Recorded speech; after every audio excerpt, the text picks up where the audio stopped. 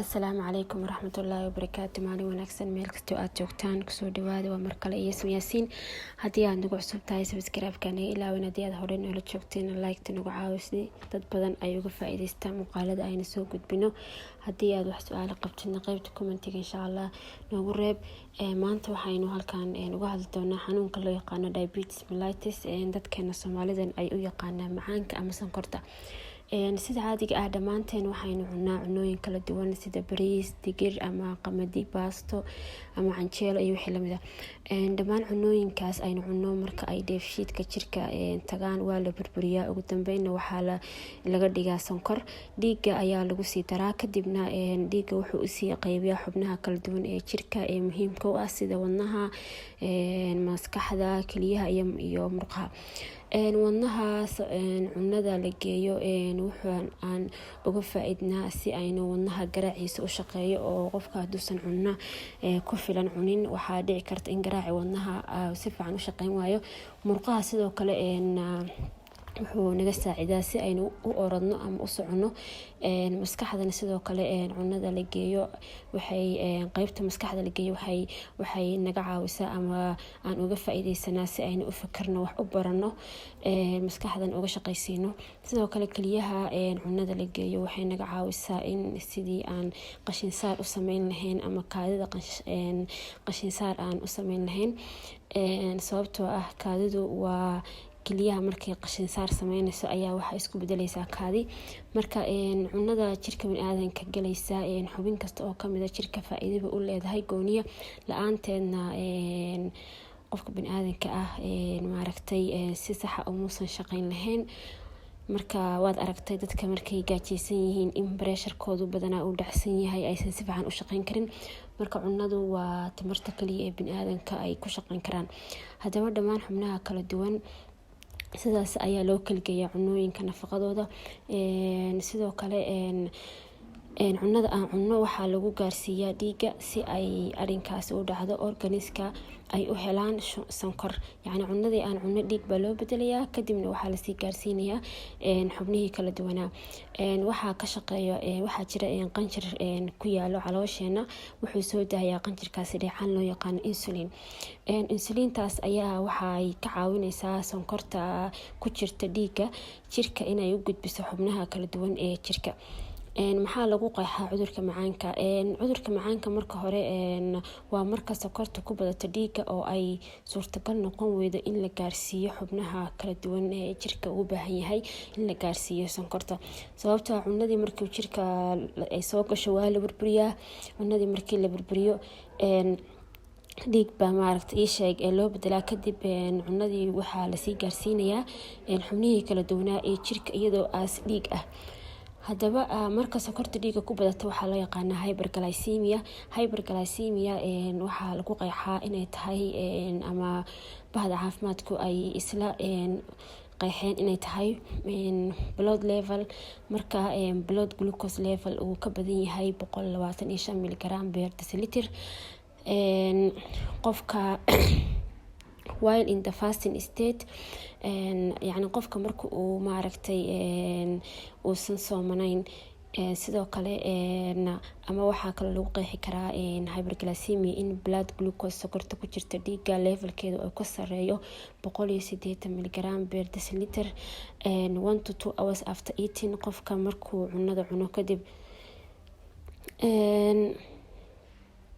sidoo kale qofka marka uu sooman yahay oo kale haddii sonkortiisa la cabiro oo ay ka badan tahay 125 mg/dl waa haddii qofka uusan cunin wax ka badan 8 saacadood uusan waxba cunin ama waxba uusan cabin. sidoo kale iyadana waxaa loo yaqaanaa qofka markay fasting state-ka ku jiro. halka marka ay sokorta dhiiga ku yaraato qofka loo yaqaano hyperglycemia. yacni laba qaybood bay sokorta noqon kartaa, inay qofka sokortii ay ku badato ama inay ku yaraato. marka ay ku yaraato waxaa loo dhahaa afka qalaad hypoglycemia. waa marka sokorta dhiiga levelkeedu uu ka hooseeyo 70 miligram per deciliter ayaa waxaa loo yaqaanaa hypoglycemia. laakiin marka sokorta dhiiga ku jirta levelkeeda uu ka badan yahay 125 miligram per deciliter waxaa loo yaqaanaa hyperglycemia. haddaba noocyada cudurkan macaanka ah waxaa jira nooc la dhaho type 1 diabetes. wuxuu ka kooban yahay ama ku badan yahay caruurta inta u dhaxaysa da'dooda 10 sano jir ilaa 16 sano jir. waxaa jirta qayb kale oo la dhaho diabetes type 2. wuxuu ku badan yahay dadka waaweyn ee da'doodu ay ilaa 40 jirka u badan yahay, walow dadka qaar ay sodomada dadka jirana ay isku arkaan, laakiin badanaa wax u badan dadka 40 ilaa wixii kasii sareeya. lama helin sababta dhabta keenta sokorta ilaa hadda, balse waxaa jiro dad u nugul sonkorta inay ku dhacaan ama khatar ugu jira sokorta inay ku dhacdo, laakiin sababta saxda oo keeni karta ama dhihi karo way ka dambeyn kartaa ilaa hadda layskuma raacin. haddaba qodobka koowaad dadka u nugul sokorta inay ku dhacaan waa dadka da'doodu ay ka weyn tahay 45 ama wixii ka badanba ama 40, dadka miisaanka jirkoodu culus yahay ama obese ah ama aadka cayilan. hooyada uurka leh waxaa ku dhaca nooc khaas oo loo yaqaano gestational diabetes xilliga ay ku jirto uurka ama ay ilmaha caloosh ku sito. dadka shaqadooda fadhiga ay u badan tahay ama fadhiga ku shaqeeya oo saacado badan fadhiyana aad bay ugu nugul yihiin, sababtoo ah qofka markuu cunada cuno uusan in badan dhaqdhaqaaq sameyn oo maalintii saacadaha ugu badan fadhi ku dhameysto. waxaa dhici karta in cunadii ay aysan helin si fiican, aysan u burburin, qofkeena uusan wax jimicsiya sameyn, sababtoo socodka kaligiis ama dhaqdhaqaaqa qofka uu sameynayo kaligiis ayaa wax noqon karaa jimicsi. waana sababta loo dhaho dadku markay wax cunaan waa inay xoogaa istaagsanaadaan ama socsocdaan si cunadii ay si fiican ugu burburto jirka, kadibna loo kala qaybiyo xubnaha kala duwan ee jirka. sidoo kale dadka qabo dhiigkarka ama xanuunka la dhaho cholesterolka ama dufanka jirkooda ay ku badan tahay, ama dadka qaba family history ama qoysaskooda uu qof kamid ah qabo xanuunka sokorta, iyagana waa inuu leeyihiin in ay sokor ku dhacaan. dadka qaba dhiigkarka sidoo kale sokorta waa u nugul yihiin. dadka dufanka qaba ama xanuunkan cholesterolka la dhaho sokorta waa u nugul yihiin, ama qofkii horey qof kamid ah familkiisa uu sokor u qabo isagan inuu ku dhaco waa u nugul yahay. sidoo kale dadka macaanka zaaid u isticmaalo oo waxyaabaha macaanka sida shokolaatooyinka waxyaabaha keegyada ka samaysan macaanka. haddaba waxaa jira waxa la yiraahdo clinical features ama calaamadaha lagu garto xanuunka macaanka. waxaa loo soo gaabiyaa ama qolyaha caafimaadku aqoonsan ogyihiin inay jirto waxa la dhaho 3 B's of diabetes ama xanuunkan DM-ka. 3 B's-ka waxaa loo soo gaabiyaa polyuria oo ah kaadi badan, polyphagia oo ah qofkiina gaajo badan qabato, iyo polydipsia oo ah haraad badan, qofkii inuu haraad badan qabto. saddexdaas waa 3 B's-ka ay caanka ku tahay xanuunkan diabetes mellitus ama macaanka. waa kaadi badan, gaajo badan iyo haraad badan. haddaba waxaa jira calaamado kale oo soo raaca sida weight loss-ki, qofka inuu miisaankiisa aad u dhaco ama miisaan dhicid badan oo ay ku dhacdo, fatigue, iyo qofka inuu noqdo qof mar walba daalan. haddaba waxaa jira waxyaabo ay ka dhalan karto cudurka macaanka ama wax afka qalaad lagu dhaho complication of diabetes mellitus. sida waxaa kamid ah neuropathy waxa la dhaho nerfiska inuu dhaawac gaarsiiyo sokortii haddii uu qofka sonkorta dhiiggiisa sokor laga helo. sidoo kale waxaa jira waxa loo nephropathy in ay keliyaha fadhiistaan ama damage soo gaarsiiyo, sababtuna ay tahay sokorta ku badan dhiigga. sidoo kale retinopathy waxa la dhaho indho la-aan, qofkii inuu aragii beelo oo kale ama aragii uu dhaawac soo gaaro, waxaana u sababa sokorta dhiigga ku jirta. sidoo kale waxay dhibaato ku keeni kartaa xanuunada wadnaha, inuu qofkii uu ku dhaco ama uu noqdo qof xanuun wadnaha xaggiisa laga asiibay.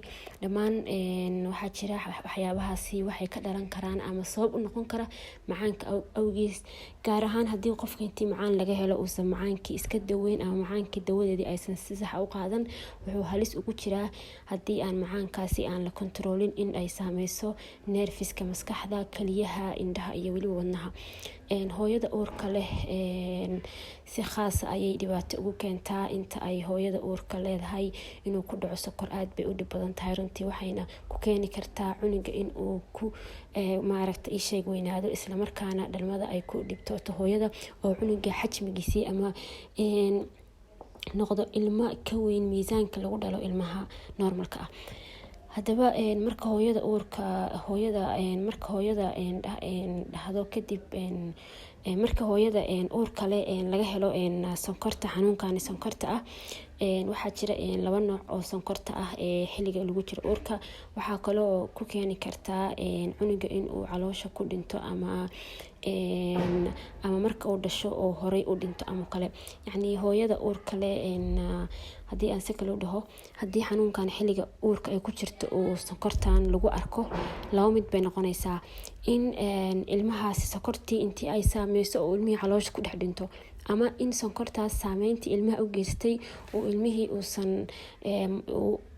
uu dhasho, laakiin markuu dhasho maalmo kadib ama asbuucyo kadib uu ilmihii maydo. sababtuna waxay tahay in neerfayaashii iyo waxaweye maskaxdii iyo maaragtay isha wadnihii ilmaha oo aan xamili karin sonkortaas awgeed ugu dhinto. sababtan waxay tahay hooyada jirkeeda sonkor badan ayaa ku jirta, cunugana ma helayo wax maaragtay isha adkaysiga oo ku adkeysan karo ama difaac oo isaga difaaci karo, ama ma lahan sonkor ku filan oo ku noolaan karo, sababtoo ilmo yar oo jirkiisa uusan si fiican u dhamaystirneyn ama si fiicanba aan u develop garoobin xubnihiisa jirka. waa muhiim inay isticmaalaan dadka sonkorta qaba ama dadka sonkorta isticmaala xanuunadan soo socda. waa inay isticmaalaan qodobadan soo socda baan ka wada cafwan. mida koowaad waa in ay isticmaalaan talooyinkan soo socda. mida koowaad waa balance diet, inuu cuno isku dheelitiran. mida labaad daily exercise, inuu sameeyo xarakaad joogto ah. mida saddexaad weight loss, inuu miisaanka iska dhimo, sababtoo ah dadka badanaa xanuunkan sonkorta ay haleesho waa dadka cayilan ama dadka miisaanka jirkooda uu zaaidka u badan yahay. intaasi kadib bal waxaan isla eegi doonaa daawada xanuunkan macaanka ama sonkorta loo yaqaano. sida aynu ognahay, daawada xanuunkan macaanka ama sonkorta waxay ku xiran tahay hadba nooc ay tahay. haddii ay tahay nooca koowaad, waxaa qofka lagu daweeyaa irbadan loo yaqaano insulin injections, waayo nooca koowaad waa nooca loo yaqaano insulin dependent oo waxay ku tiirsan tahay irbadaas insulinta ah. waxaana qofka laga siinayaa maqaarka hoostiisa qaasatan ama gaar ahaan caloosha. qaybta labaad waa qaybta la dhaho type 2 diabetes. iyaga waxaa la dhahaa magacooda kale non insulin dependent diabetes mellitus. yacni labada nooc ee sonkorta ah ee type 1 iyo type 2 la kala dhaho, waxaa jira mid insulin dependent iyo mid insulin independent oo aan ku tiirsaneyn insulinta. marka midka koowaad waxaa loo yaqaanaa insulin dependent, midka labaadna oo type 2 aan waxaa loo yaqaanaa non insulin dependent diabetes mellitus. iyadana waxaa lagu daweynayaa sida kaniiniyaal sida metformin oo kale. waxayna ku xiran tahay cabirka sonkorta bukaankaasi markaas la cabiro ay noqoto. waxaana markasta muhiima qofka xanuunkan laga helo noocay rabtaba ha noqoto inuu si joogtaa dhakhtarka ula xiriiro oo markasta sonkortiisa laga cabiro, daawadana uu qaato xilliga dhakhtarka markaas uu kula taliyo. waa inuu markastana talooyinka dhakhtarka qaataa, uusan xanuunkan fududeysan, sababtoo xanuunkan haduu fududeysto waxay noqon kartaa aafo noloshiisa galaafeysan kara. sidoo kale bukaanada xanuunkan laga helo ama dadka laga helo waxay dhakhaatiirtu maaragta kula talinayaan in ay soo gataan qalabka sonkorta lagu cabiro ee loo yaqaano glucometerka, sababtoo ah dadku waxaa dhici karta marmar inay isbitaalada ka fog yihiin ama aysan subax kasta haleeli karin oo isbitaal aysan aadi karin. haddii uu qof weyn yahayna waxaaba dhici karta inuu maaragtay iska uu socodka iyo uu dhib ku yahay inuu maalin walba gaari qaato oo isbitaal aado masaafo intaas leeg uu jiro. marka waxaa intaasi ka sahlan in qofka qalabka gurigiisa soo dhigto, kadibna uu maalin walba iska cabiro, dawadana uu qaato. sidaas ayaa haboon si sokorta cabirkeedana loola socdo oo ay noqoto sokor xadidan oo laga warqabo markasta si aysan dhibaatooyin kale u geysan xubnaha kale ee jirka ee muhiimka ah. cashirkii maanta ku saabsanaa diabetes mellitus ama sokorta qaybtaas buu intaas ku eg yahay. saaxiibayaal, haddii wax su-aal ay jiraan qaybta commentiga nagu soo weydiin kartaan. السلام عليكم ورحمة الله وبركاته.